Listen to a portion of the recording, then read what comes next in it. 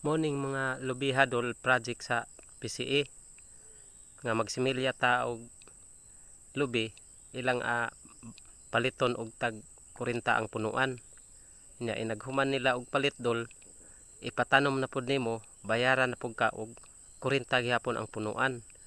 Daghan ni sila dol, dagko na kapin gud ni sila gatos dol punuan, tag 40 ang buok ani dol gibayad sa taga PCE dol.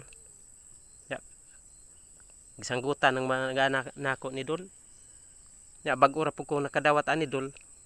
Kadtong ilang bayad sa para pag maintenance ani dol nga 5,000 unya naay isa ka sakong bugas ug isa ka tray nga itlog ug kadtong manok nga magnolia dol nga ilang gihatag.